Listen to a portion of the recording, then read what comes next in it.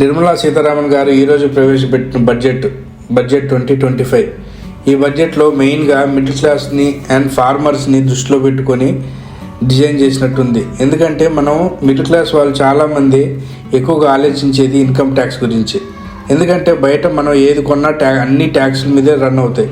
So అన్ని ట్యాక్స్లు కట్టిన తర్వాత మళ్ళీ మన ఇన్కమ్ కూడా ట్యాక్స్ కట్టాల్సి వస్తుంది. సో ఇంతకుముందు 5 లక్షల వరకు 4 నుంచి 5 లక్షల వరకు ట్యాక్స్ ఫ్రీ ఉండేది. అంటే ఒక 5 లక్షలు మన సంవత్సరానికి సంపాదిస్తే దాని మీద ఎటువంటి ట్యాక్స్ మనం గవర్నమెంట్కి కట్టాల్సిన పని లేదు. కానీ ఇప్పుడు దాన్ని మార్చారు.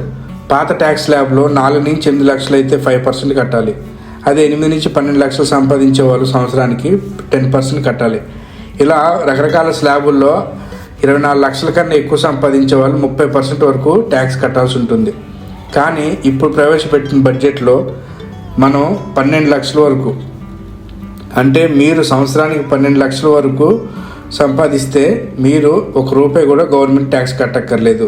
అది పూర్తిగా ఫ్రీ. అది ఈ సంవత్సరం నుంచి మనకి ఈ ఫైనాన్షియల్ ఇయర్ నుంచి స్టార్ట్ అవుతుంది. సో జాబ్ చేసే వాళ్ళు మాత్రమే ఇది ఎలిజిబుల్. అంతేగాని మీరు ఏదైనా బిజినెస్ కానీ లేకపోతే ఇంకేదన్నా రియల్ ఎస్టేట్లో ఇలా వచ్చిన ప్రాఫిట్స్ మాత్రం ఇందులో కన్సిడర్ అవ్వవు. ఓన్లీ జాబ్ చేసుకొని అది కూడా మీకు సంవత్సరానికి 12 లక్షల లోపు ఆదాయం ఉంటే మీరు మాత్రం ఈ జీరో ట్యాక్స్కి ఎలిజిబుల్.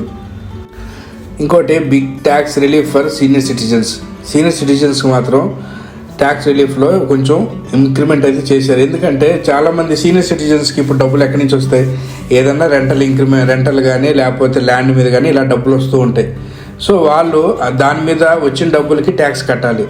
ఎంత కట్టాలి? 1,00,000 వరకు మన వాళ్ళు ఏ ట్యాక్స్ కట్టక్కర్లేదు. ఒకవేళ ₹1,00,000 దాటితే కనుక వాళ్ళు ట్యాక్స్ కట్టాలి. దాని మీద టీడీఎస్ అనేది పడిపోతుంది. కానీ ఇప్పుడు మీరు 1 lakh నుంచి 6 lakhs వరకు ఇంక్రీజ్ చేశారు. అంటే సంవత్సరానికి 6 లక్షల వరకు మీకు 6 లక్షల వరకు ఎటువంటి ట్యాక్స్ కట్టక్కర్లేదు. 6 లక్షలు దాటితేనే ట్యాక్స్ కట్టాలి. సో 6 లక్షల వరకు మీకు ఇంట్రెస్ట్కి ఇచ్చిన డబ్బులైనా రెంటల్ డబ్బులైనా ఎలాగైనా మీకు వచ్చే ఇన్కమ్ మీద మీరు ఎటువంటి ట్యాక్స్ కట్టక్కర్లేదు. బయట దేశం వెళ్ళే వాళ్ళకి మాత్రం శుభవార్త ఇది. ఎందుకంటే బయట దేశంలో వెళ్ళే వాళ్ళు చాలామంది వరకు ఇండియాలో ఏదో ఒక బ్యాంకులో లోన్ తీసుకొని ఆ డబ్బులు ఇక్కడి నుంచి ఎక్కడైతే కాలేజీ సీట్ వచ్చిందో అక్కడ కాలేజీకి ఫీజు కట్టడం ఇలా ట్రాన్సాక్షన్ చేస్తూ ఉంటారు. వీటికి టీసీఎస్ ఛార్జెస్ అనేవి బాగా పడిపోతూ ఉంటాయి.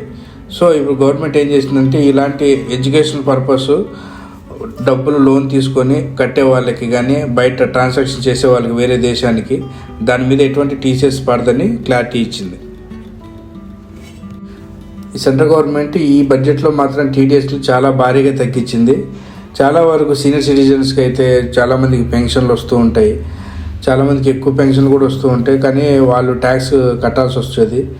అంతకుముందు ఏమయ్యేదంటే 50,000 వరకు ఉంటే దానికి ఎటువంటి ట్యాక్స్ పడేది కాదు. కానీ దాని తర్వాత 50,000 దాటి ఎవరికైనా వస్తే దాని మీద టీసీఎస్ అనేది కట్ అయిపోయేది. దాన్ని ఇప్పుడు డబుల్ చేశారు. 50,000 నుంచి ₹1,00,000 చేశారు. అలాగా ఇంకా చాలామంది రెంటల్ ఇన్కమ్స్ మీద ఆధారపడి ఉంటారు. సంవత్సరానికి 2.5 లక్షల వరకు రెంటల్ ఇన్కమ్, అంటే రెంట్ మీద సంపాదించే వాళ్ళు ఎవరైనా ఉన్నారనుకోండి, వాళ్ళకి ఎటువంటి ట్యాక్స్ పడదు. కానీ దాన్ని ఇప్పుడు డబల్ చేశారు, ట్రిపుల్. అంటే 6 lakhs, సంవత్సరానికి 6 లక్షల వరకు మీరు రెంటల్ ద్వారా వచ్చిన ఇన్కమ్ మీద ఎటువంటి ట్యాక్స్ కట్టక్కర్లేదు. సో ఇదొక బెనిఫిట్. ఇలాగే చాలా ఎల్ఆర్ఎస్ మీద ఇలాగ 7 lakhs నుంచి 10 lakhs వరకు మనకి బెనిఫిట్ అయితే కుదురుతుంది. ఇలా చాలా వాటి మీద టీడీఎస్లు అనేది కట్ చేశారు. క్యాన్సర్ జబ్బుతో బాధపడిన వాళ్ళకి మాత్రం ఇది కూడా ఒక రిలీఫ్ లాగా ఉంది. ఎందుకంటే చాలామంది ఈ మధ్యలో క్యాన్సర్కి బాగా సఫర్ అవుతున్నారు. వాళ్ళకి లక్షల్లో మెడిసిన్స్ ఖర్చు అవుతున్నాయి.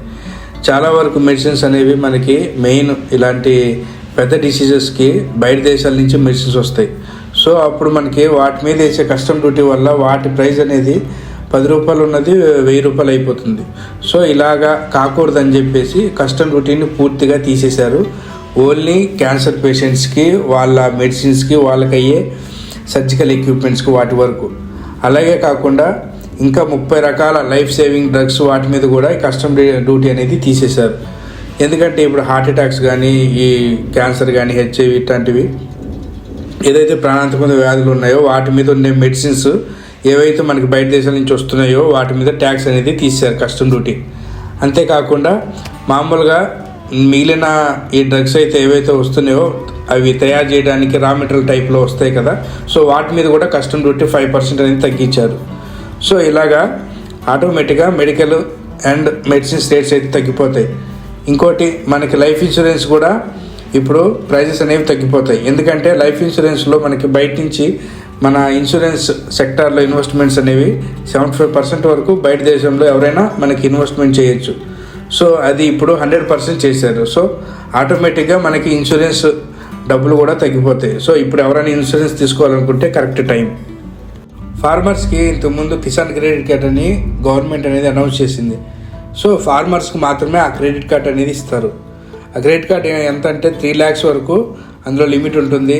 ఫార్మర్స్కి ఏమన్నా క్రాప్లో ఎక్విప్మెంట్ కావాలన్నా, సీడ్స్ కావాలన్నా, ఫెర్టిలైజర్స్ కావాలన్నా, ఏదైనా వాళ్ళ ఫార్మింగ్ సంబంధించింది ఏదైనా కొనుక్కోవటానికి ఆ కార్డు వాడుకొని వాళ్ళు కొనుక్కోవచ్చు అప్ టు 3 lakhs వరకు. సో ఇప్పుడు ఆ లిమిట్ని కేంద్ర ప్రభుత్వం అయితే పెంచింది 3 లక్షల నుంచి 5 లక్షల వరకు. సో మీకు పొలం ఉండి మీరు ఈ కార్డు తీసుకోవాలనుకుంటే మీ దగ్గర గ్రామీణ బ్యాంకులో తీసుకోవచ్చు. ఇందులో 5 లక్షల వరకు లిమిట్ వస్తుంది. మీరు దీని ద్వారా మీకు పంటకు సంబంధించి ఏదైనా కొనుక్కోవచ్చు. అలాగే నిరుద్యోగ యువత ఎవరైతే ఉన్నారో ఉద్యోగం రాని వాళ్ళకు కూడా ఒక 30,000 లిమిట్తో క్రెడిట్ కార్డ్ అనేది అప్రూవ్ చేసింది ఈ బడ్జెట్లో. సో అవి కూడా తొందరలోనే మనకు అందుబాటులోకి వస్తాయి. ఈ వీడియో ఇన్ఫర్మేటివ్గా ఉంటే ఒక లైక్ చేయండి. Thank you. ఇలాంటి మరిన్ని వీడియోల కోసం మా ఛానల్ని లైక్, షేర్, సబ్స్క్రైబ్ చేసుకోండి. Thank you.